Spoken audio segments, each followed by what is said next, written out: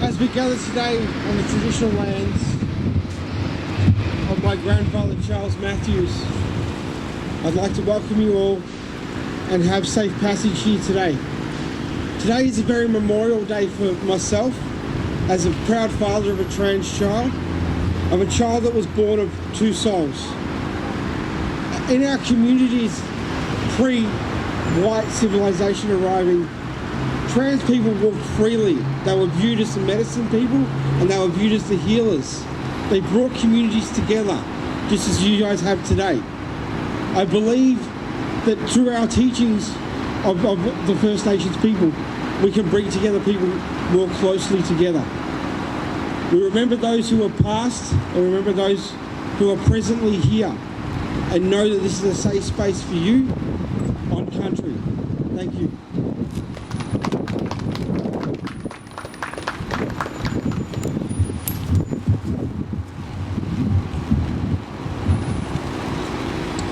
Thanks, Matt. So today is Transgender Day of Remembrance, an annual day observed on the 20th of November each year following Trans Awareness Week. It's a time to honour trans community members who lost their lives in acts of anti-transgender violence or have died by suicide. This installation today is a visible reminder and representation of the specific tragic deaths of people losing their lives simply for being who they are. And a reminder that as a community, we need to do more to change attitudes, reduce stigma, and end violence towards transgender people. If you are triggered by what you see or hear today, please come and speak with Teddy or myself. And we also have some brochures over here for support lines and counselling, and we invite you to take to access crisis support when you need it.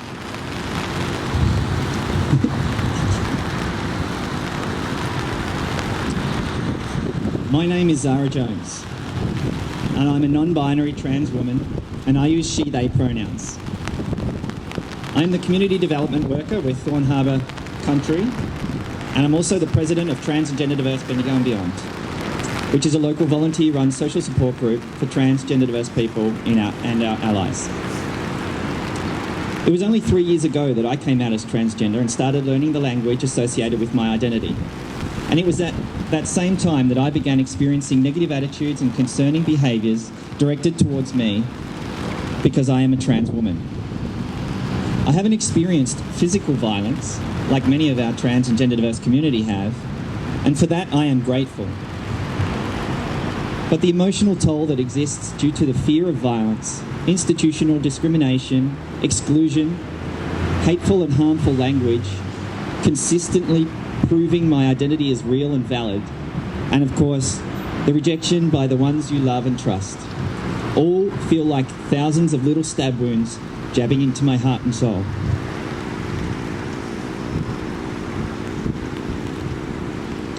These attacks contribute to poorer mental health outcomes for a lot of our community, and I'm proud to say that although in 2020 I almost became a suicide statistic, I have survived due to the love, support and inclusion provided by my friends, my community and the strangers I engage with while living my life who treat me with respect, dignity and affirmation.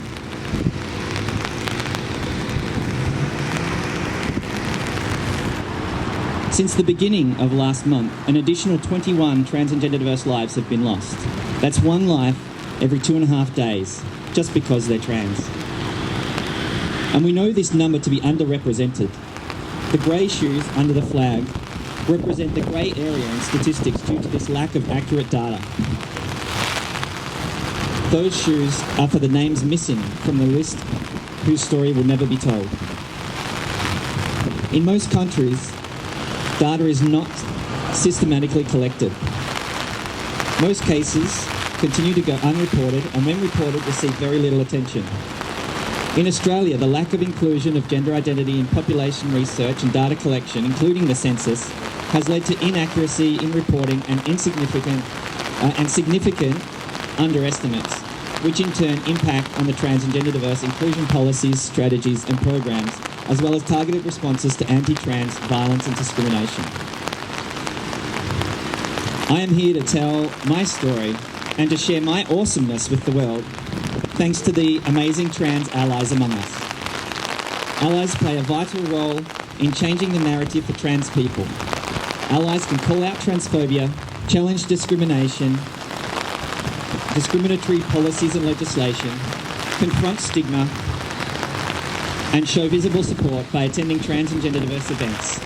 Allies have the power to save lives, and it can be as simple as respecting the person's chosen name and using correct pronouns.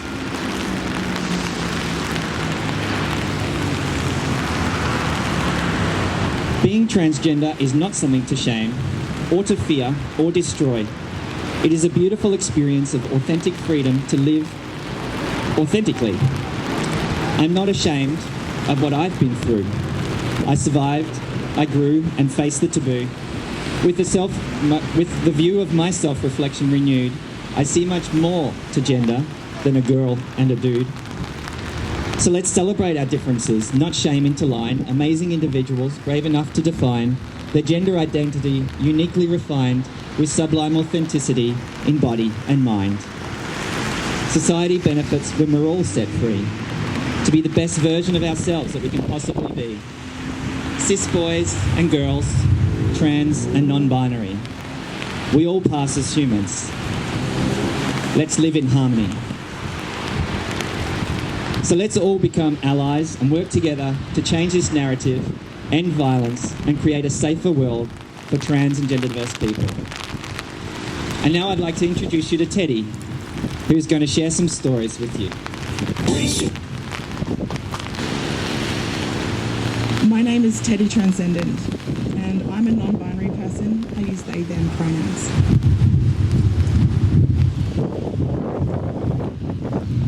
I find this weather very fitting for the occasion.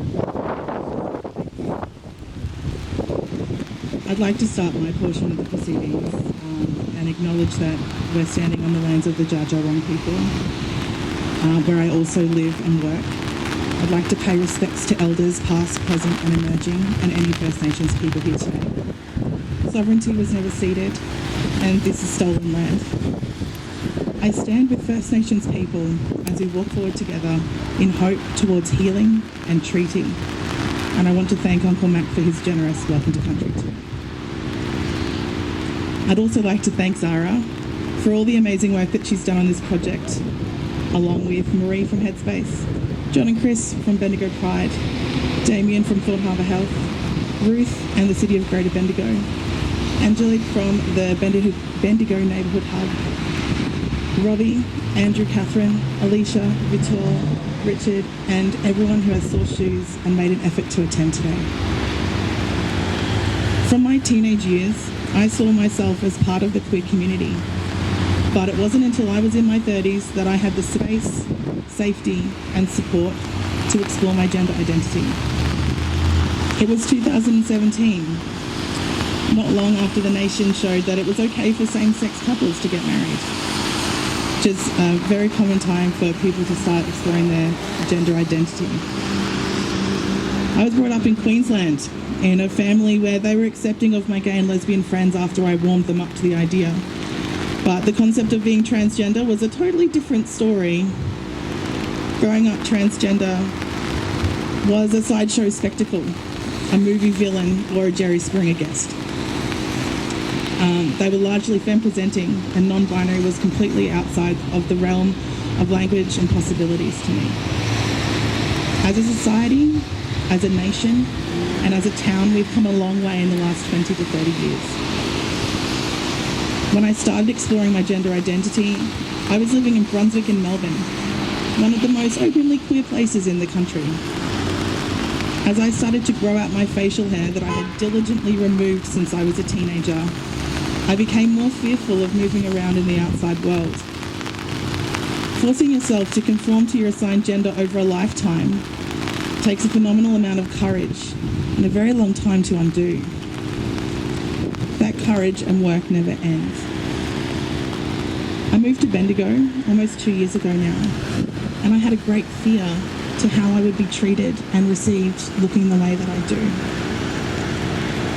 What I found has been a wonderfully connected accepting and active queer community, and I'm really proud to be a part of it.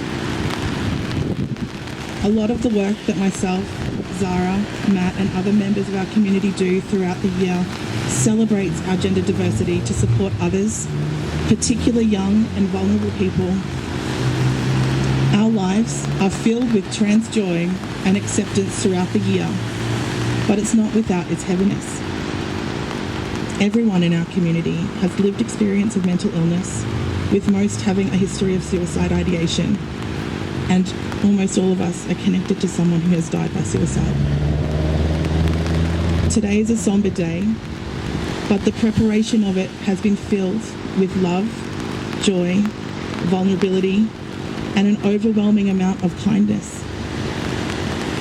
We stand vigil and remember those who have been taken from us, hoping to use events like this to connect with the wider community, reduce transphobia, and prevent more violence against our community. Murder is the most extreme, horrifying example of violence against trans people. And violence doesn't start at that end of the spectrum. We have all experienced aggression and violence in this community.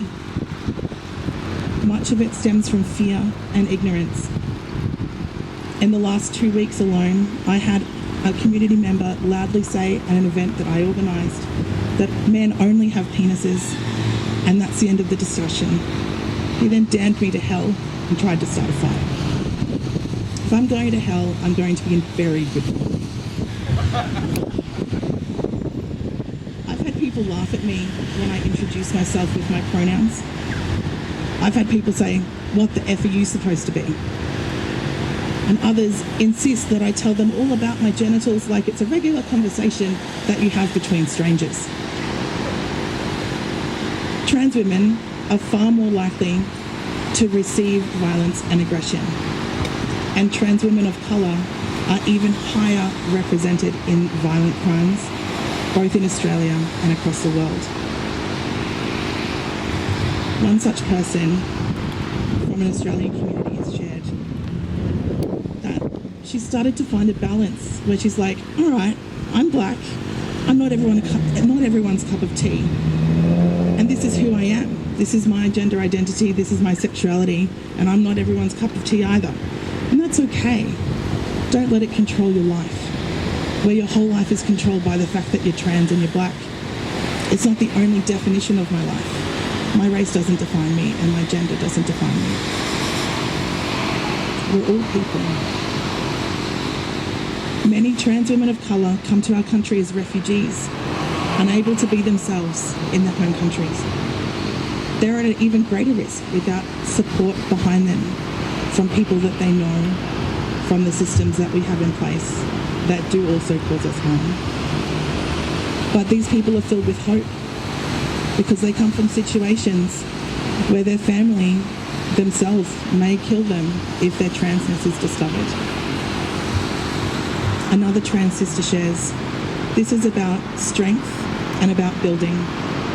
My feeling is that trans women of colour by necessity need to be physically stronger than the average man so that they can defend themselves if they'll ever be attacked, which is specifically extremely likely.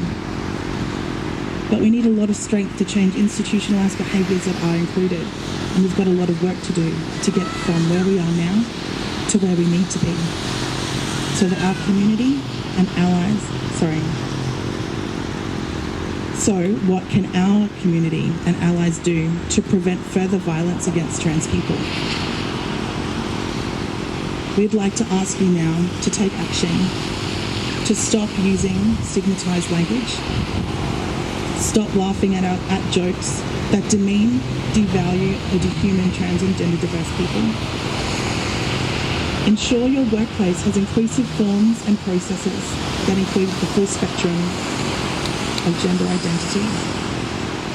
Show support and solidarity at events that celebrate trans and gender diverse people.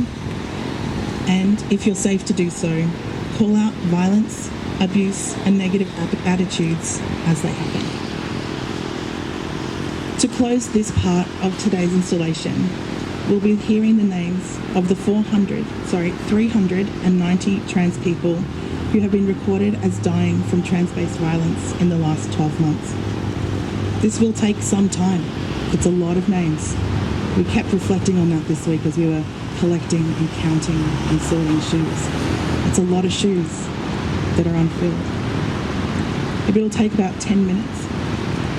In that time, please feel free to move about the space, see the names on the flags, read the statistics that are placed within the space. Sit when you need to. We only ask that during this time you try to remain silent in respect for our trans siblings taken from us this year. Thank you for coming. And that's the reason to feel like that. Camilla Marie Swan. Abinat Blue Bluem. Shayna. Beric. Camilla Rodriguez Diaz. Talita Suarez. Estrella. Kesha Chanel Gator. Artemisa.